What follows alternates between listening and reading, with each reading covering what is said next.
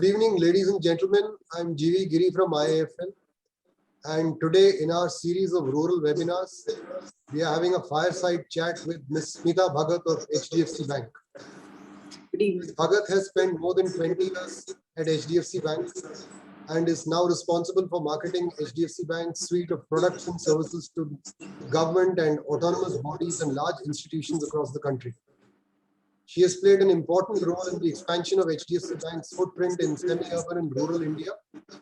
She has managed the partnership of HDFC Bank with Common Service Centers, a Government of India enterprise that has worked on creating banking ecosystems for healthcare and education in rural India.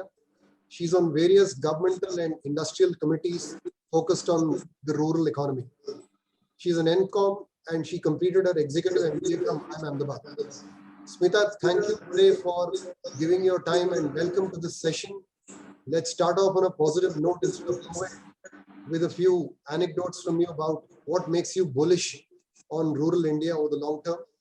Isn't it more costly to service given that income and spending power concentration follows the 80-20 rule?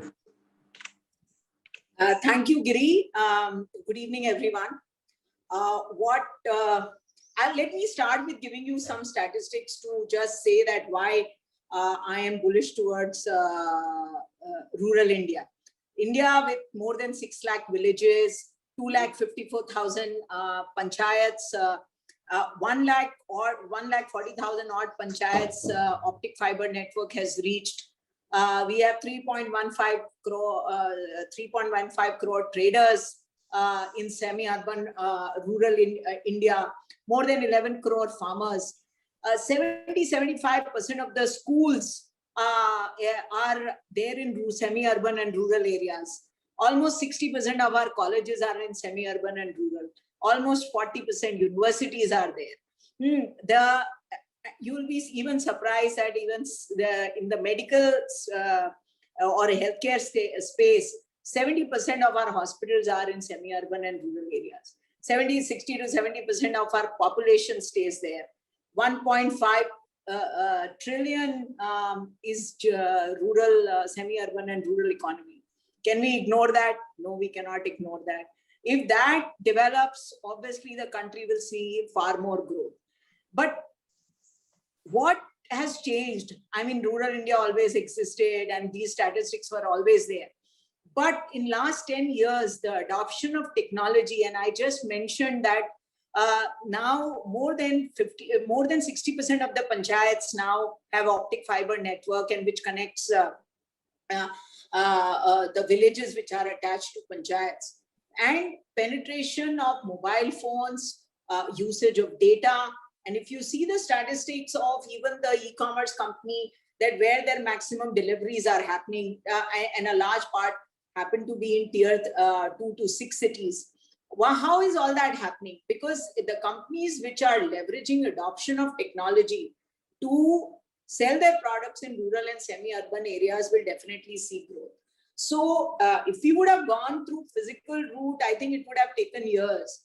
But today, since a mobile phone is there with almost everyone in the villages and smartphone penetration is increasing every year, that makes it, creates an opportunity, and especially for banks. And we saw this 3 years back, and that is where we partnered with Common Service Centers, that they have a presence in almost 90% panchayats in the country, and they are completely on digital infrastructure. And last 18 to 24 months, we have spent in integrating our product, banking product APIs with them to ensure that whatever products we are getting in Delhi, Bombay, or even in metros gradually are available, all of them are available in rural and semi-urban areas.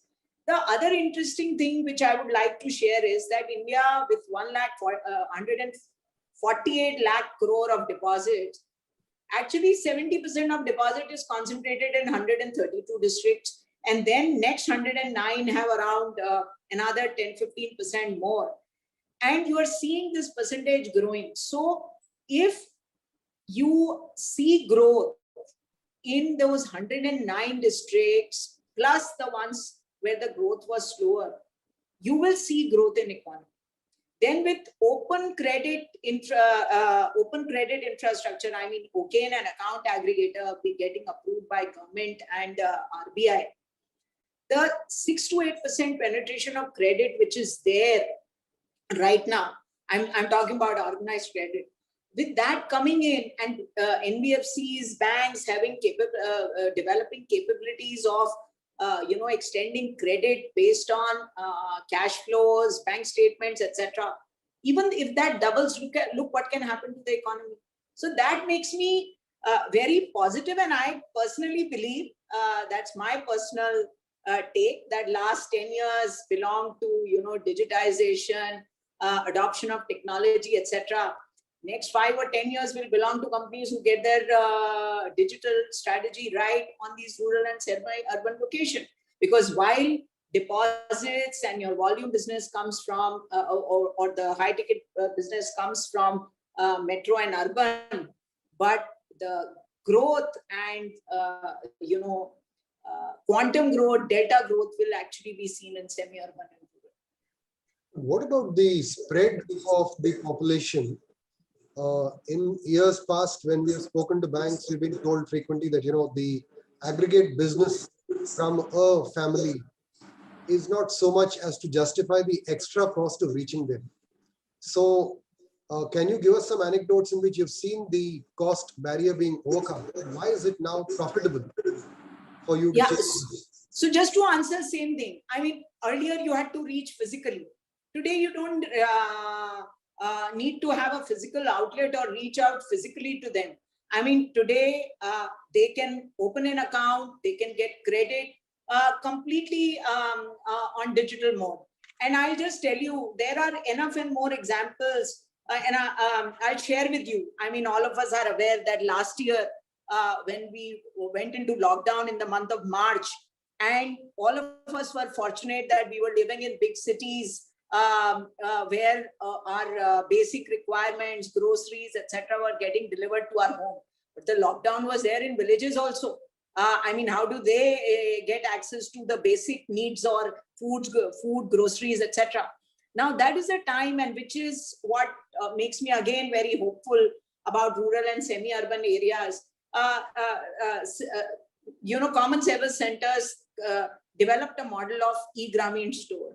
Now, what is e-Gramin store? So what they did was that locally, whatever was available, I mean, you saw that, they would go get those Parle-G biscuits, procure vegetables, fruits from the local vendors. If they were in coastal areas, get fish and the fish, prawns, etc. And what they did was that they tied up with a startup and developed their own app, where in rural areas, in panchayats, they could upload what was available within 5-kilometer radius of their outlet, and the customer could download the app, order, and they were delivering within 5 kilometers areas, and they used to call them digital cadets. While we have Swiggies and Zomatos in semi-urban and metro and urban, they created this model, and you will be happy to know that now there are 157,000 such e-Gramin stores spread across the country, and they are executing 2.5 lakh orders a month, 2.5 lakh orders, and that was happening during last 3-4 months when we were seeing lockdown.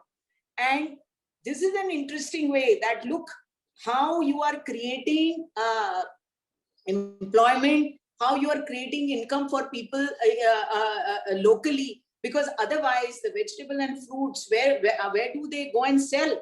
I mean, with the lockdown being there, and no ability to, and no transportation and logistics out there, how they, innovated depending on the requirements which were there in semi-urban and rural areas. And now you find Tata's investing in e-Gramin store. We also have invested, and there are now many more.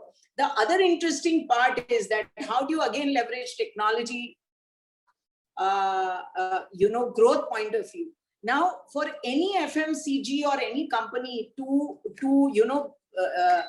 increase their physical distribution is a huge cost. What a lot of them have done, and I can give you example, Amul, Pepsi, Coke, Nestle, all these people have tied up with them, e-Grameen stores, to sell their products there. Now, they are getting a ready-made distribution where they can sell the products.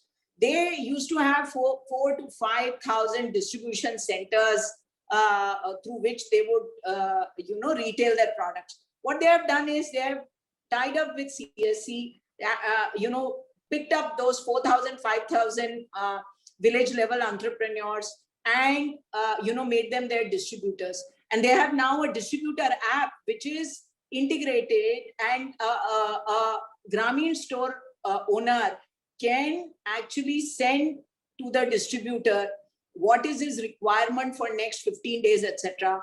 And accordingly, either the distributor sends the goods to Grameen store, or the Grameen store fellow will go and pick it up from the distributor. Now, this is something which will help all the bigger companies to distribute their products in semi-urban and rural areas, and also create their distribution. Now, this is as far as big multinationals, etc. are concerned. But what it is also doing, that there is somebody who is even making, as interesting as some housewife who's very good at cooking. I mean, making samosas and sweet, burfis, etc. And they were able to put it on their app, and were able to, sell them locally. Now, this is again what we call as, rural gig economy. That, how, circumstances made them innovate, and adoption of technology helped them to sell their products, and how in rural areas, people were able to, meet the requirements. Now, latest, Renault has tied up with them, Renault cars. And imagine in rural areas, somebody is able to, somebody's wanting a car. Here, HDFC Bank is there to give a loan, and you are able to meet the requirement, and the dealers are delivering them at their centers. So look what can happen in coming times as far as delivery of four-wheelers and two-wheelers are concerned.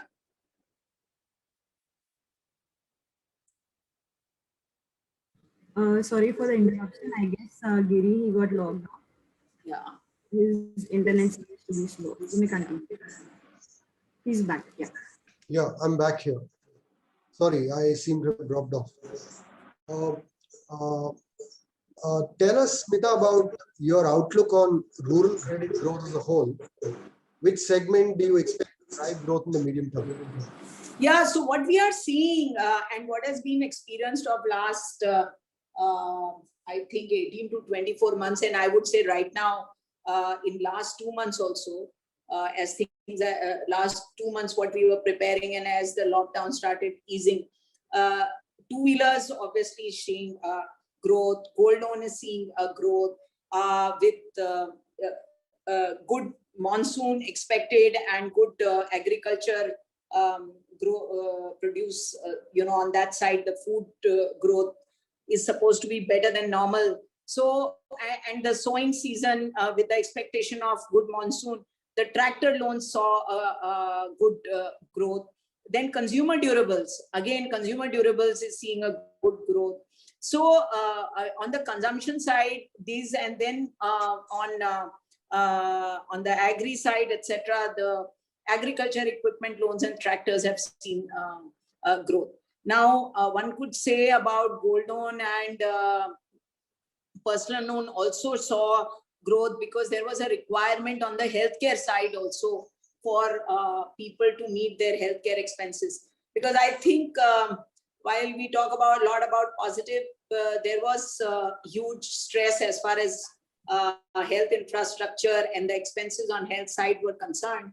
But the good part is also that in next few months, you might see India actually seeing beefing up healthcare infrastructure in the rural and semi-urban areas as well.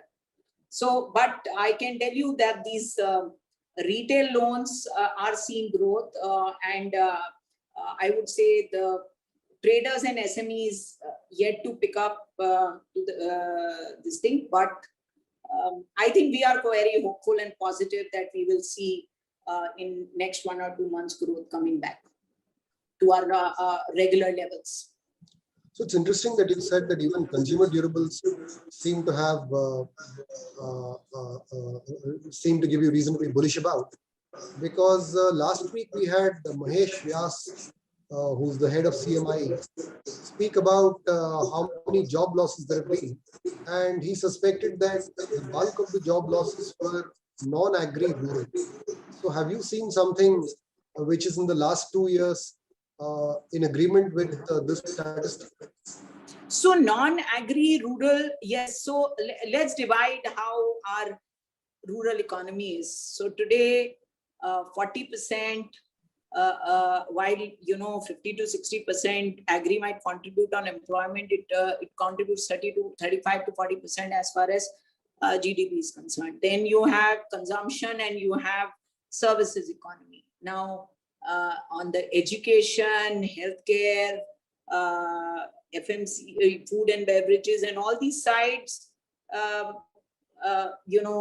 the impact, especially because a large part of this is government in semi-urban and rural areas. So at least there one has not seen. But yes, on the trader side, and a large number of our states are also dependent on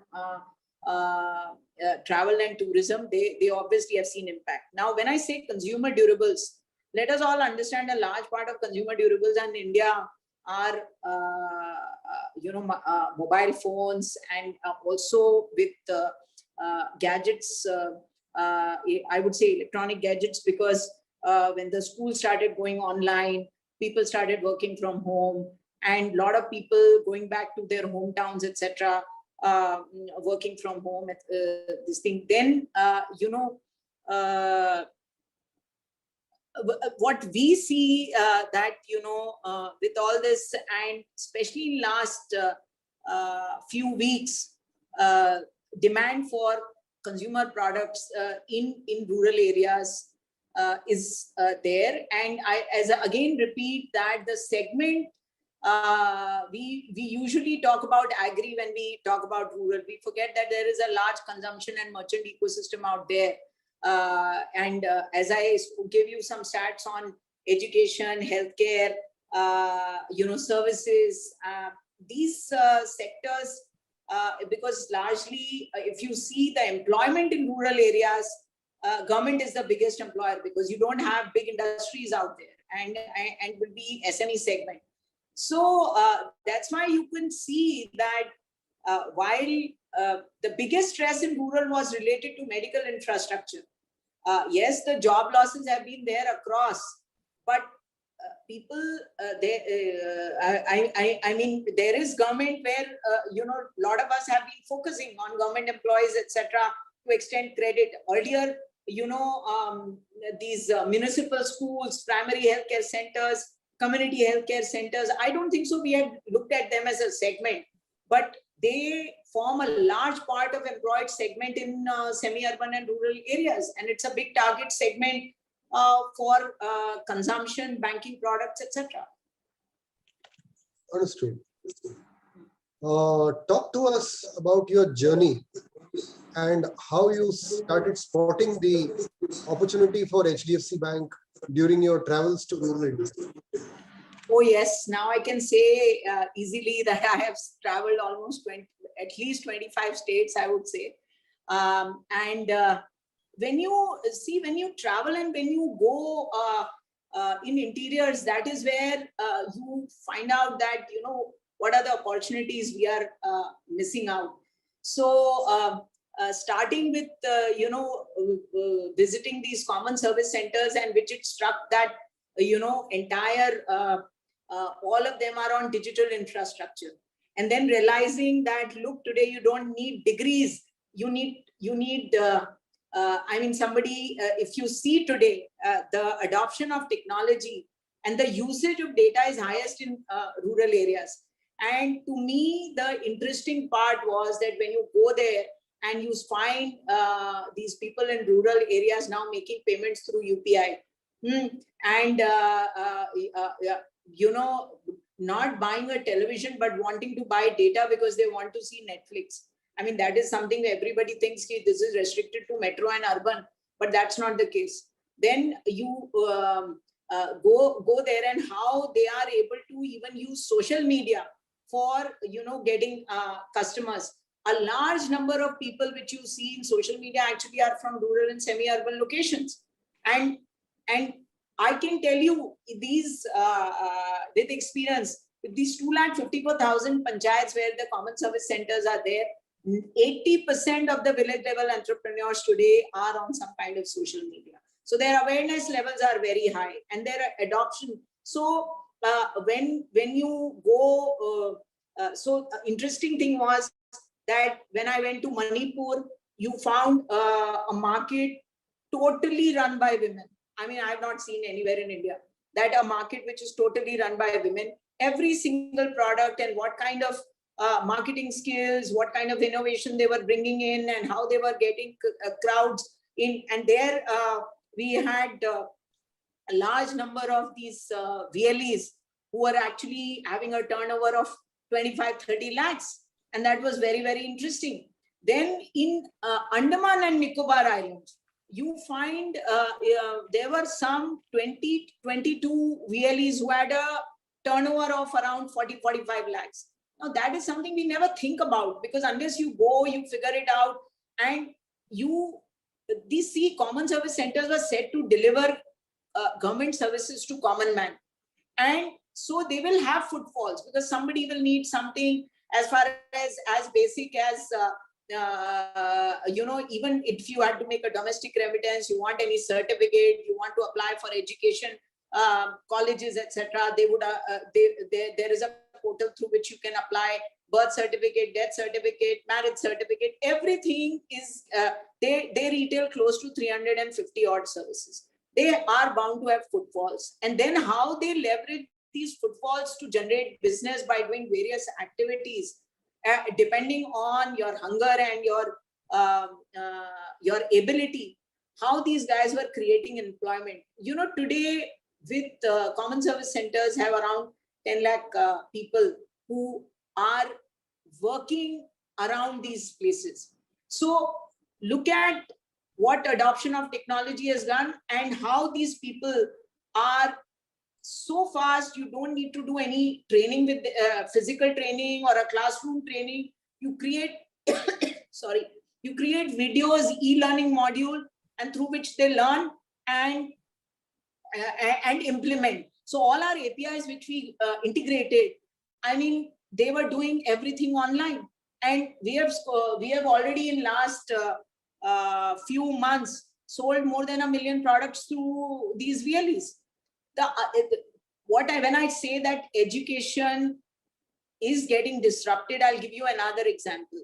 I went to their rural BPO, which was run by women, because they used to do all these callings and all. We talk about cross-sell activation. So they had set up a rural BPO to do that.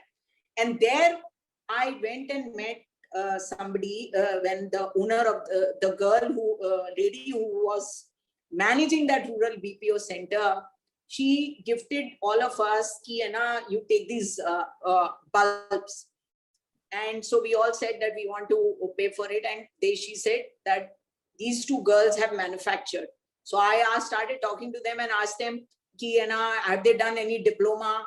What have they done, etc.? No diploma, nothing. 10th class pass. They learned from YouTube and did that. And she told me, I'm giving you guarantee for 6 months to a year.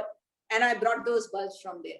Now, this is what is rural India. You may not have degrees, but look at the hunger to learn and do something. Now, I know I may be, being more positive, but I am seeing these signs, and I'm not discounting the fact that we have problems. We are a complicated, complex country. Each state is a country in itself. But unless all of us see the positive side and support and work towards leveraging that positive side for business, we will not see the growth. Kitna aaya metro and urban se? I mean, Somewhere where the larger population and economy lies, we need to see what works out there. So, Smita, you say that education is not a barrier, awareness levels are amazing, but we see that the credit penetration in rural India has not yet taken off. So, what is the obstacle you think needs to be overcome incrementally? So very simple. You need to have simple user journeys for any product you do. So like I can tell you with experience, 18 months back when we started and we integrated our APIs, we had a whole lot of problems that, sometimes there would be connectivity issues, sometimes the understanding issue, and the journey would not get fulfilled for loans, etc. Then you have to learn, you have to be continuously engaged. We developed an FTNR API, which means that if the guy is going, gets stuck, or he hasn't completed the journey fully, how do you rectify it? How do you give him, rights to rectify that? And if today in rural India, you can have a simple journey, you have your Aadhaar and PAN card today, almost everyone has it. Okay, Aadhaar card, definitely everyone has it. If he doesn't have Aadhaar card, you don't even have to, pitch him any business, etc. Most of them will have a bank account today, thanks to Jan Dhan, etc. And I'm sure you are aware of that the Jan Dhan book today in India is much, much above 1 lakh crore. Okay, and this is just a few years into it. And this is something which is more for nationalized bank. If you combine private sector banks, etc., it will be much more. So as analytics, technology interventions are being developed by the banks and financial institutions, you will see in our bank, we have more than 50% branches in semi-urban and rural areas, and all of them contribute. They have targets for credit and they have been contributing very well. The important thing is that, are you understanding what the rural consumer is? Are you ensuring that his requirements are met according to his needs? Do you need to change the payment cycle to make it friendly depending on what his business is? Can you make the products available to a large number of employed population out there? Because earlier they did not have access. Now, today you tell me a teacher earning 50,000 rupees in Bombay and a teacher earning 50,000 rupees in a village called Barabanki, who has more disposable income? And that is something we need to reach out. And that is where, because today they are far more aware, they understand, because whatever is accessible to people in metro and urban, same thing is now there in villages. They know about products and services. They have cable, they have internet, they have television, everything. So important thing is, and their aspirations are different, their demands are different. And it is very interesting many times what they want. So even if you see in the media and entertainment sites, I mean the TikTok and all these, where did a lot of these artists were from smaller locations. Their followers were also from smaller locations. So look at them, that they are aware, they are creating their own space, they are creating their own ways of income, and which you cannot ignore. The only thing is that all of us need to figure out how do we reach out to them. And technology is the only way. Technology is the only way, otherwise the cost is very high. Understood. Can you describe how you've seen income growth in recent years? And does that make you confident that it can continue despite the turbulence we have seen in the last 1.5 years? And based on that, what do you predict about financialization of savings? So see, 2-3 things. If you see that how the country is developing, if you see 50 to 100 kilometers, within the 50 to 100 kilometers radius of a city, you see the rural and semi-urban landscape really progressing fast. So if you go, say 20 years back, what was Gurgaon? And Gurgaon developed on NH8 side. And I will again give you example. 2010, when I was looking after North, we had some 16 branches in Gurgaon. And in few years' time, we opened 109 branches. We were 109 branches in Gurgaon. And every single branch would become, and 80% of the branches were rural and semi-urban. Because if you took entire Gurgaon district, which long back, what was Dharuheda, Manesar, and when you go towards Rewari side, etc., we spotted the opportunity, and you start growing those. Every city, I would say, in the country, and 50 to 100 kilometers radius you take, and you start planning strategy accordingly, you will see growth. And those branches used to break even between 12 to 15 months, well, because the growth was happening there. So, and that is how, if you see the distribution of the deposits in the country, that is how it works. So if I quote Bain report, they say that 20 to 30% of India's income is going to come from developed rural in by 2030. And that's how it is important that we design products, find out ways to reach out to these areas, ensure that we do partnerships to increase our distribution reach, and we will be able to get good business. I mean, you take any product, if you see after first wave, the small cars, you see a large number of them got sold in semi-urban rural areas. So spotting opportunity, finding out how the development is taking place in these locations, how the consumer behavior is changing, and how the money is also coming to them. And I think it's for the companies to decide how they wanted to make it simpler. I don't think so. There is dearth of business there. Understood. We have a question from Antariksh Banerjee. Let me slip that in. What is the household income cutoff that HDFC Bank looks for in a semi-urban rural for the customer to be eligible for a credit product? And what is the approximate universe of households that would imply versus the total number of households? So, if I go back, I see the statistics, there are 17.6 crore household, an average of 4 to 5 per family. So you can imagine what I'm talking about. Second is, as far as threshold of income is, I mentioned earlier also that the government is the biggest employer in rural and semi-urban areas. And the minimum income of a class 4 employee today is between 25 to 30,000 rupees. Class 4 employee is what I'm talking about. So if you see, if he has a good CIBIL, if he has no other loans, etc., they all are my target segment.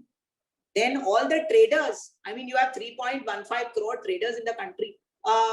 If anybody, and all of us know that in rural areas, everybody knows that किसकी दुकान ज़्यादा चल रही है, किसकी दुकान पे footfalls ज़्यादा आते हैं. And if he has a bank account, regular transacting bank accounts, I think there are capabilities today to give him loan.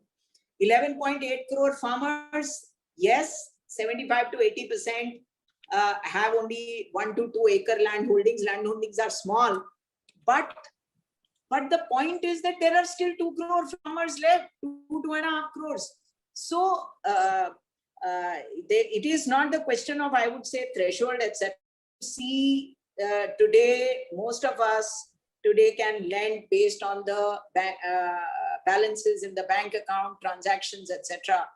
So threshold of income probably would be applicable to the employed. For self-employed, the banking behavior is enough for us to give loan.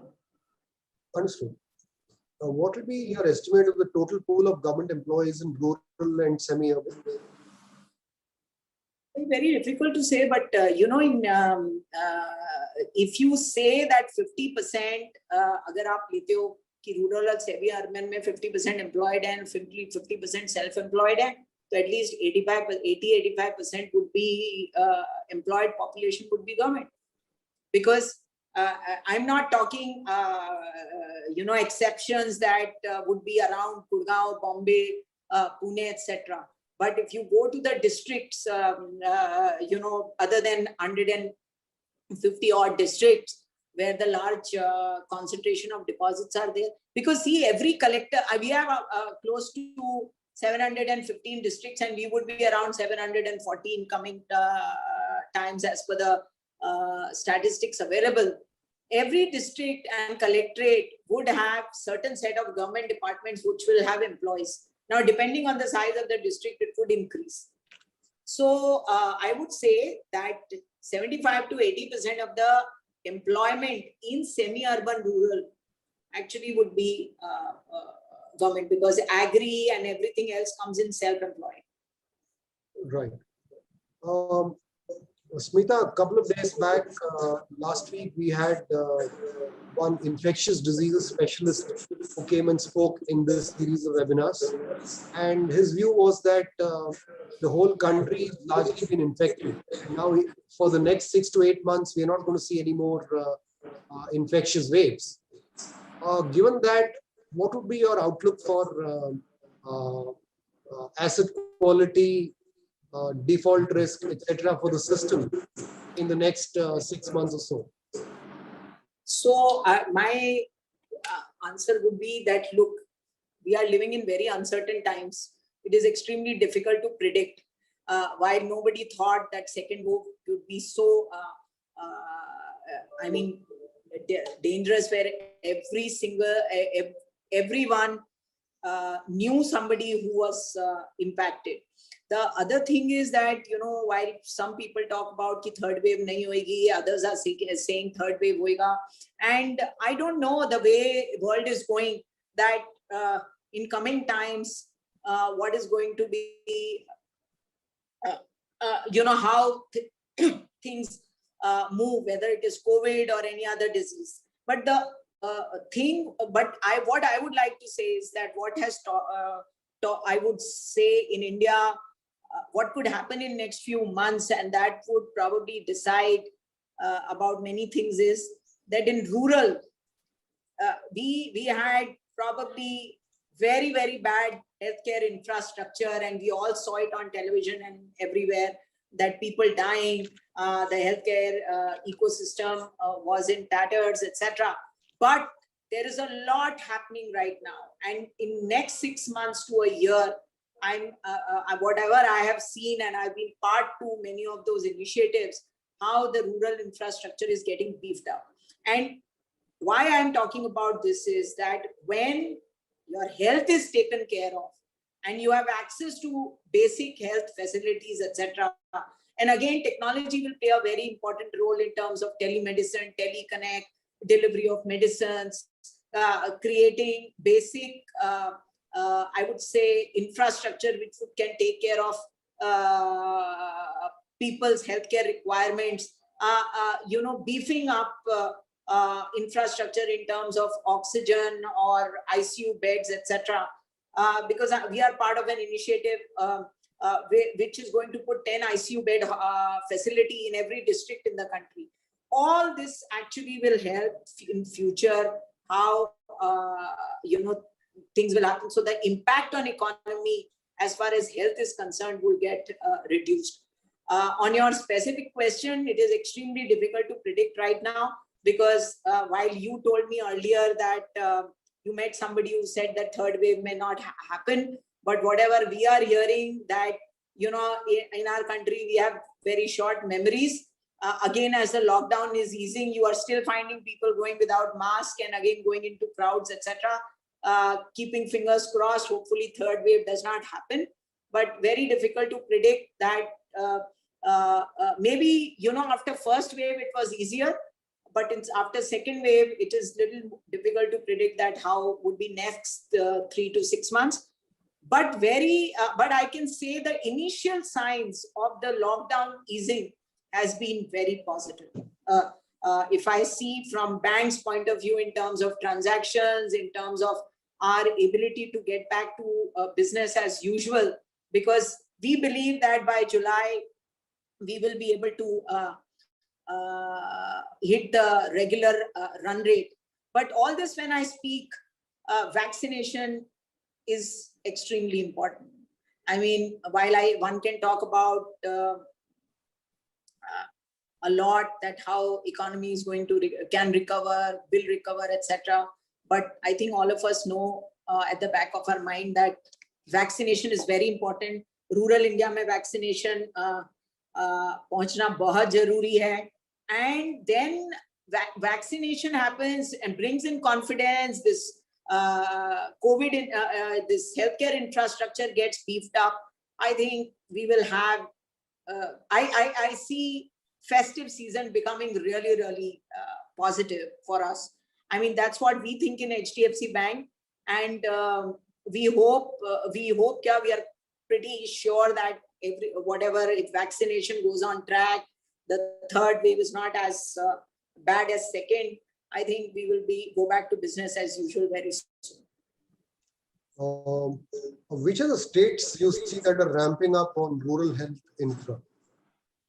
So if you ask me, almost every state, I mean, and there is a lot of help pouring from from Indian diaspora abroad, and they are actually helping the poor states, aspirational districts, because we have all around 109 aspirational districts also in the country, where actually the health infrastructure and all the other facilities are also very low.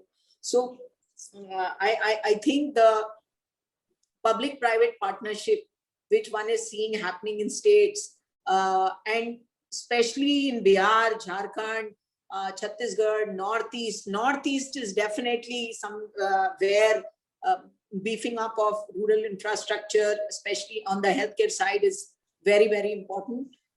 Even southern states, I mean, especially in deep rural, is where it is required. But I can see that today the money pouring from different parts of the world, money is pouring from different parts of the world. What is important is the right public-private partnership to get the execution done and beef up our healthcare infrastructure. We have got 6,000 community healthcare center translating into 30,000 primary healthcare center. These are the ones which need basic, decent healthcare infrastructure, which is going to make a huge difference. Can you describe the changes that you've seen with regard to collection activities over the course of the pandemic in order to deal with the partial, full lockdowns, and where do you see this going? Too early to say. If you see 1 week lockdown as 1 to 2 weeks, we are in lockdown easing.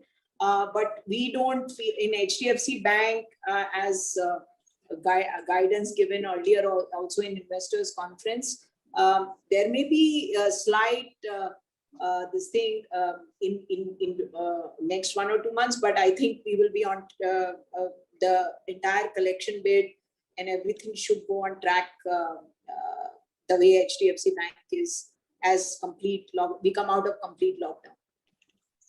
Of the various relief measures announced by the RBI to deal with the COVID situation, including restructuring, ECLGS, etc., which are the ones which have benefited semi-urban and rural borrowers the most?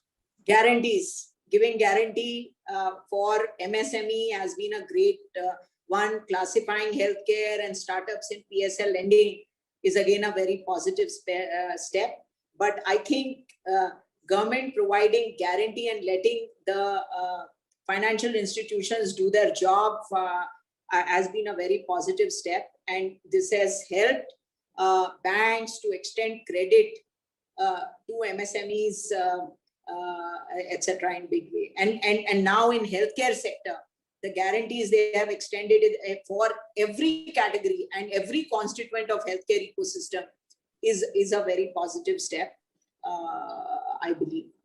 And even now your lending to startups also is part of PSL lending. So there are a whole lot of agri-tech, health tech, edu-tech. We always talk about fintech, but there is a whole lot of them who are doing very well. And you have seen that in last 18 months, some of them have actually did very well. So all these steps by the government is helping to extend the credit in these sectors. Tell us about PMAY, given the government thrust to PMAY on affordable housing, how do you see the potential for affordable housing and HDFC Bank participating in this segment in the next 3 to 5 years? It's a question we have from always Anand been, Bhavnani. we have always been participating in PMAY. Okay, and if you see our common service centers also do housing loan for us. And in last 1.5 years, we have seen a lot of these leads coming from semi-urban rural areas under the PMI Pradhan Mantri Awas Yojana scheme. So we are very and with now a lot of people wanting to build houses in their own hometowns, etc.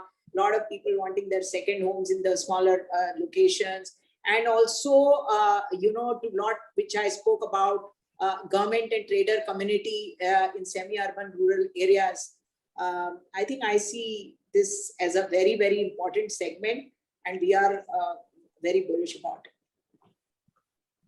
Tell us about remittances, how they behave. There has been a lot of reverse migration. Remittances used to be a big part of the rural economy. So has that started normalizing, or has it had some sticky kind of form?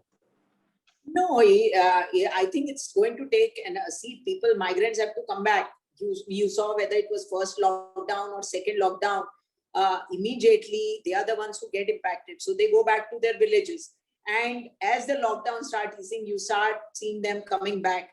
So that is how the remittance cycle has been in line with what is happening. And again, see, after the first wave, it took 1.5 months for the remittance cycle to be normalized. And same thing, I expect that would happen now as well, because as you saw, lockdown easing, you have seen people, start coming back, but I think it would take some more time.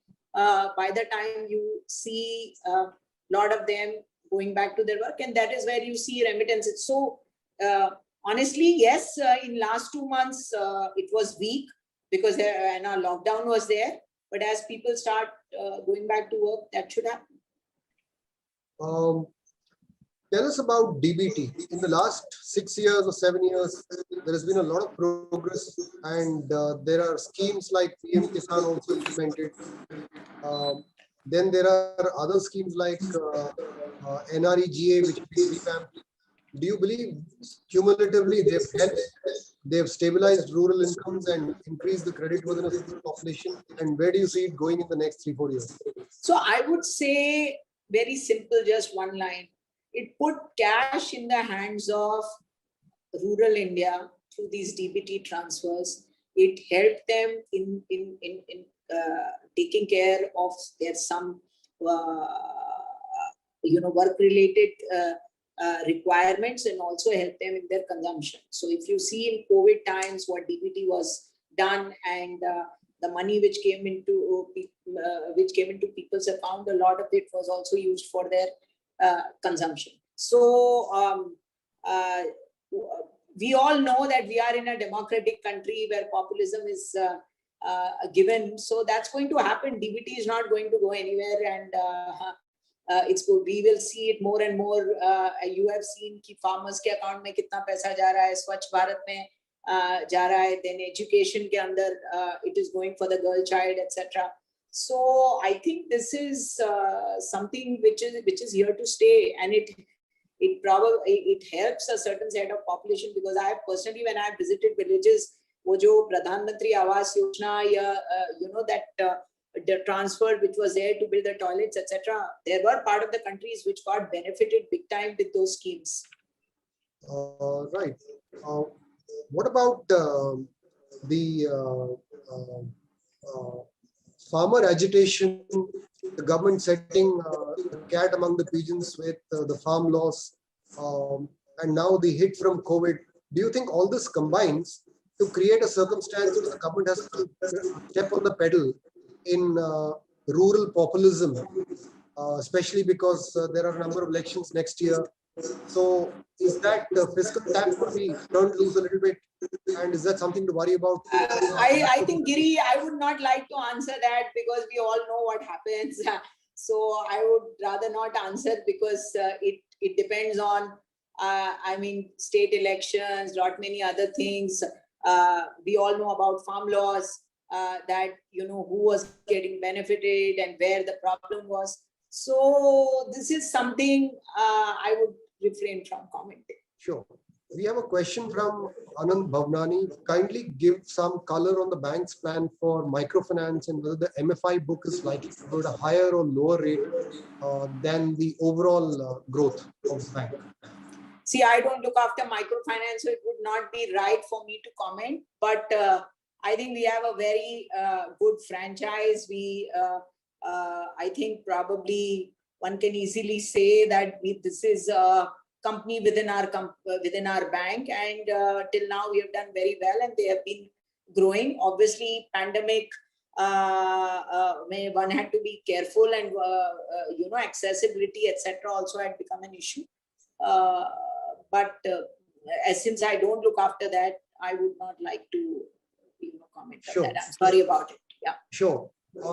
Tell us about crop insurance, what impact it has had on income stability and credit worthiness in the population that you target.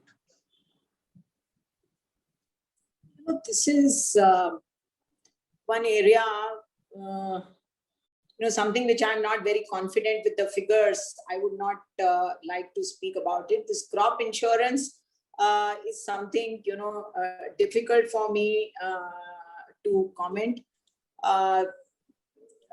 I honestly don't have the figures, etc. I can give it to you through Ajit maybe tomorrow or day after. No problem. We have another question.